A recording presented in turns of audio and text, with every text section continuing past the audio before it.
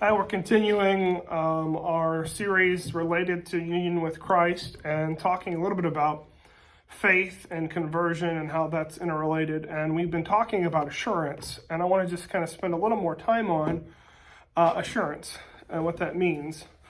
There's sometimes a tendency to do what I would call is more of a syllogistic practice where if I believe I've been saved, and if the fruit has been received, then the product has sort of been gained. And the syllogistic practice is really, it's this idea, if this, then this. So A equals B, B equals C, therefore A must equal C. And these practices are sort of trying to point us toward evidence. And that can at times be dangerous to a person in thinking about their faith. So when we don't have assurance, we don't look to ourselves, we look to Christ. And to not do so, to not look and not point ourselves to Christ tends to lead toward fear. So this is the Peter and walking on the water moment that I kind of want to connect on. So Luther, before he stumbled onto the concept of saved by faith, was terribly connected to he was distraught. He was connected to some aesthetic practices of disciplining himself, flatulating himself in a way to sort of beat himself into submission, and really damaging his own health in the process, as a way of sort of earning assurance that he was saved. And so those believers who look to themselves for assurance are going to fall on their face, but those who look to Christ are going to find faith and the reality of the inexplicable love of God that is in the wonder of the crucified God in Jesus Christ, and a grace that can come to someone, even someone like me. And so the question isn't the question of, am I really saved? Although that can be a good question. The better question is, has Christ saved me? And I think, if you meditate on that question and look at the scriptures and asking the question, you'll receive a better answer. And the better answer is that my grace is sufficient for you. Jesus is saying, my power is made perfect in weakness. And so if we ask, did I do what I was supposed to do to be saved?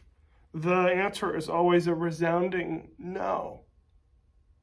And Christ, however, accepts us as we are. And so that idea of coming as you are is so critical. And there's a really important component to that psychologically as you interact with people, just to be aware of. So when it comes to that conversion moment, and the psychological dimension of that, I think evangelical theologians have moved more toward theology that's in harmony with psychological analysis. So genuine conversion is not a conversion of mass psychology during an altar call, although that is a tool in the toolbox. The genuine article of the call, of God calling a person, only needs one person, and that is the person of the Holy Spirit, to do the work. So we really shouldn't trust in the psychological groupthink and holding people to those moments as the same thing as a saving knowledge of faith. So, and we'll sort of see the same thing when we look at the scriptures, the ancient Near Eastern scriptures in the Bible. The Bible is set in the context of the ancient Near Eastern texts, and conversion in relation to that is based in part to the background of those texts. And so part of those texts is a recognition that conversion is at the bedrock is a spiritual reality that's grounded in the inner working of the Holy Spirit and an activity of God inside of a person. It's also connected to that person's tradition and faith, but it's beyond that. It transcends that to a personal relationship. And oftentimes people will they will do a conversion walk, if you will. They'll walk to the altar because other people are doing it, and they're doing it under the guise of sort of psychological pressure. Thankfully, this is a practice that's, I think slowed down quite a bit. But it's something just to think about when we talk about the subject and we talk about the concept of assurance. That assurance is grounded in the person of Jesus Christ and in the embodied reality of the truth he is to humanity.